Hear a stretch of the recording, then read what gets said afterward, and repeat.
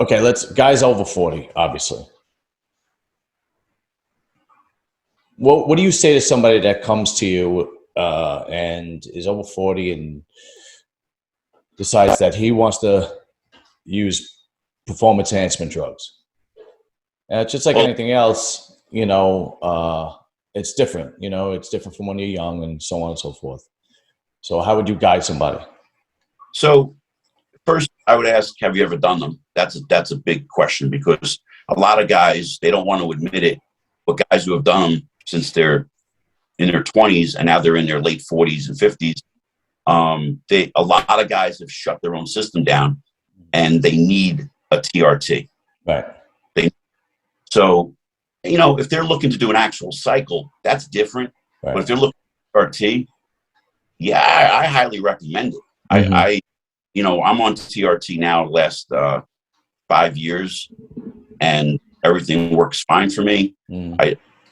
I don't tell what I do, but I'm under a doctor's surveillance of guidance, and it's just kind of stupid to do things today over 40 without being under a doctor's care, because Right.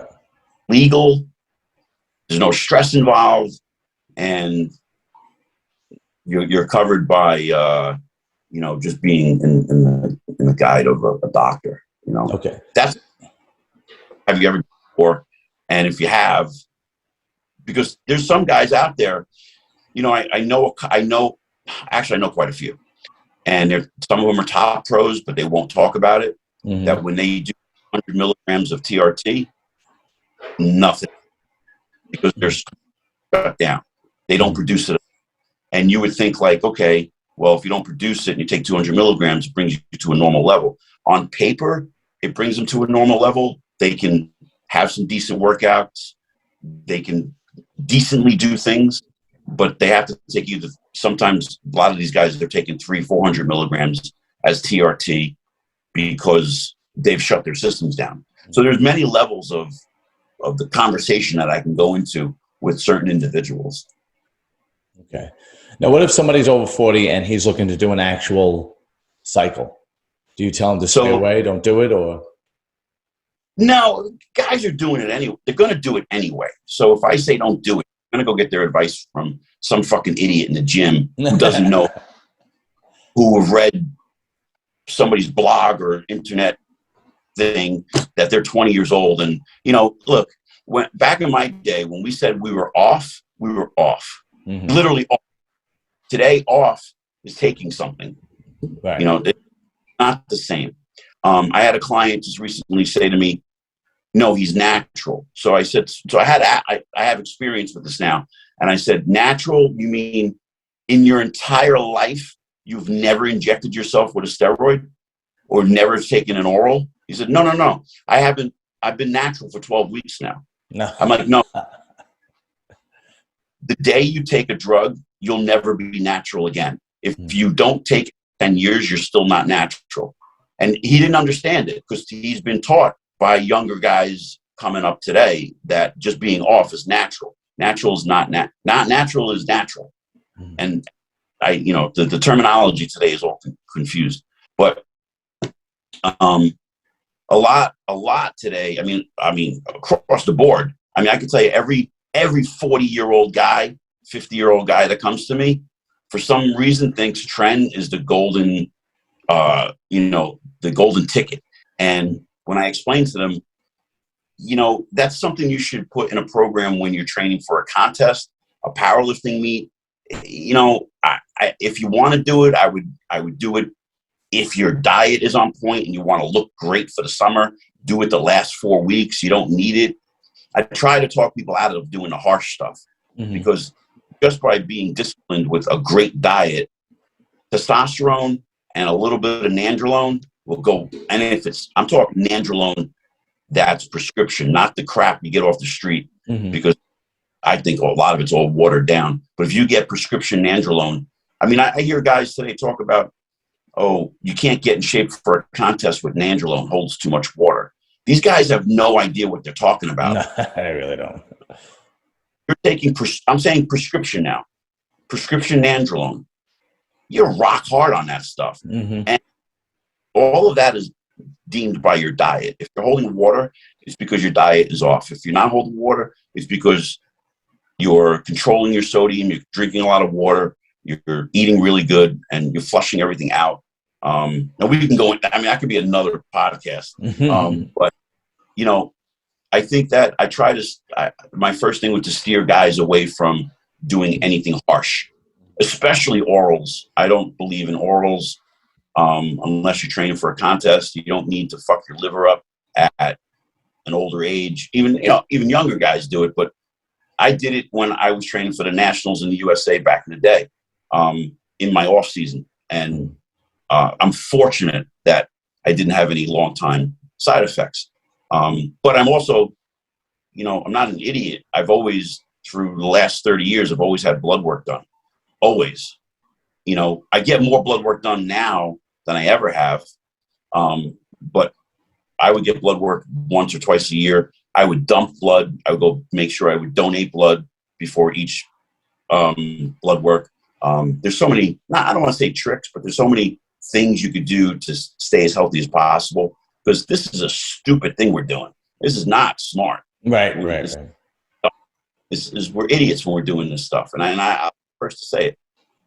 Now, is there a different reaction? Do you react better when you're younger when on PEDs as opposed to when you're older?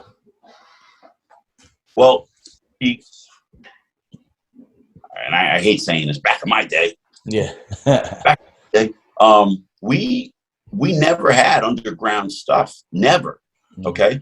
So I can't honestly answer that in a sense, because we never had a guy making stuff. That only started when Tren went off the market and guys started getting Phenoplex and crushing pellets. And, you know, that was a whole exciting era to be going through, when you were like, oh, wow, you got Tren? Like, yeah, I got a guy who's making it in his sink. I'm like, what the fuck are you talking about? And that, yeah. And that was back in the late 90s. Yeah, was it called Tren though, right? It was called, what was it, Parabol? Yeah, it was Parabol. Yeah. Okay. A little amp. And you only needed 2 of those a week. And when I see guys telling me they're taking 400 milligrams or 500 milligrams of Tren, you would have nosebleeds if you took real Tren. So if you're taking Tren over 150 milligrams, 200 milligrams, and you're not getting a nosebleed, or your blood pressure's not up, your shit's fake, you're an idiot for injecting. Yeah, that's true. Yeah, you know, train, to go a little further into that answer, I have a lot of guys that I've convinced to come off shit. And a lot of them went through some emotional issues, a little off for a few weeks, just to get their levels regulated, because they were on way too long. And these are guys that are in their 40s and 50s. And now that they're on prescription stuff, they're responding like they did when they were in their 30s. The look is a lot different when you're taking prescription stuff opposed to a UG product. It's completely different look. And I think that's why a lot of the guys across the board are looking a certain way. You could pinpoint the guy who's using underground stuff opposed to a guy who's using predominantly all prescription stuff. And there's somebody out there who will debate me on that. But, you know, if you look at the condition I'm getting into that 90s condition. Yes. Big difference. I've used extremely little amounts. No, you know what? I'm not gonna like say it like that. I've used less amounts than what is recommended today, and today's amounts are really over the top, only because a lot of the stuff is fake. So, you know, we don't know how much they're fake. We don't know what's in them. We don't know. But my health is on the line, and the reason why I have longevity is because I've tried to have a fine balance and doing things the right way. Mm-hmm. And to go back to that I have gotten to come off the stuff, when they've gone back on, again, they look just great and they're having great workouts, and they know how to use TRT now, opposed to being on a cycle. Completely different things. Now, have you witnessed this? Like, we always talk about guys that use way too much and just go overboard and so on and so forth. But I've witnessed a lot of people doing the opposite. They want to do a cycle, or they want to go on testosterone. They want to, and this could be any age. It could be 20, 30, 40, 50, it doesn't matter. But they're kind of scared to, but they don't not want to, and they wind up doing these tiny amounts. And I've had people tell me, yeah, I use Anavar 10 milligrams a day, 20 milligrams a day. And the guy is, 220 pounds, and he's just afraid to inject anything. He's afraid, and he just winds up buying some VAR or anything like that, and doing these minuscule amounts, thinking that it's going to change anything. Did you ever run into that? Well, so, I've read a lot on the internet. I mostly read it for comedy, to be honest with you. No, I'm being dead, because I read Anavar is only for bikini girls. Mm-hmm. Are you kidding me? Yeah. If you had real Anavar, these guys don't understand what they actually would look like on 40 milligrams of real Anavar. Right. So, yeah, I've seen guys change their physiques drastically when they're on prescription stuff. Well, underground stuff, I'll keep coming back to it. It's usually all dosed super low because they're in these caplets, right? And you don't in them. I mean, it could be sugar for all you know. Mm-hmm. I mean, it could be amino acids. Some guy might be pouring shit. You don't know what they are. Mm-hmm. And most people don't realize that if you're dieting super hard, blood work will tell you the truth. That you'll know if you're getting real stuff or not. Mm-hmm. But yes, to go back to your question, yeah, I've seen some guys being scared, and I tried to explain to them, okay, if you're going to do just Anavar, people tout it as being mild, or doing a little bit of Winstrol or Turinabol, or whatever the case may be that they're going to pick. They need to do it in smaller cycles, 6 to 8 weeks. So they got to give their body a break. That's it.